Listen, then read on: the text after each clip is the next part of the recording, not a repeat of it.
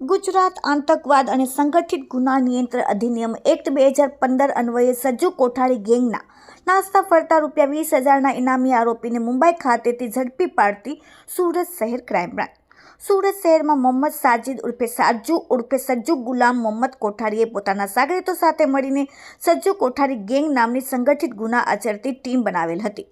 આ સંગઠિત ગુના આચરતી ટોળકીના સાગરીતોએ તેમજ તેની સંગઠિત વ્યક્તિગત રીતે માનવ શરીરને અસર કરતા ગુના વ્યથા, મહાવ્યથા, ખૂનની કોશિશ, મિલકત વિરુદ્ધના લૂંટ, ધાડ, ખંડણી, ગરફડ ચોરી, ગુનાહિત ધમકી, અપમાન, ત્રાસ, atrocity act, arms act, money laundering act તેમજ GUJCTOC act, land grabbing act જેવા ગંભીર પ્રકારના ગુનાઓ આચરી આવા ગુનાઓથી થતા આર્થિક ફાયદાઓને પોતાની આજીવિકાનું સાધન બનાવી પોતાની ગેરકાયદેસર ગુનાહિત પ્રવૃત્તિ સતત ચાલુ રાખતા 48 પોલીસ સ્ટેશનમાં વિવિધ કલમો લગાડીને તેમની ઉપર કેસ જાહેર થયેલ હતા અને તેમની ઉપર ગુના દાખલ થયેલ હતા.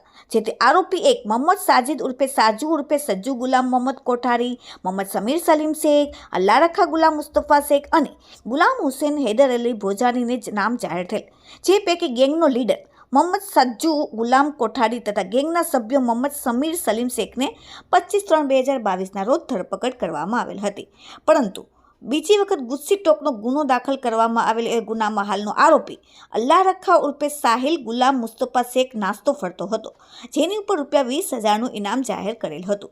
પરંતુ સુરત શહેર ક્રાઇમ બ્રાન્ચને ખાનગી બાતમી મળી કે અલ્લાહ રખો સાહિલ ગુલામ મુસ્તફા જે જમરૂક ગલી હાજી મોહલ્લા મસ્જિદની સામે નાનપુરા સુરત શહેરમાં રહે છે, જે હાલમાં મુંબઈ ઈસ્ટના વિરાર ખાતે છે, જેથી તેને પકડી પાડવામાં આવે અને મુંબઈથી સુરત લઈ આવવામાં આવેલ છે.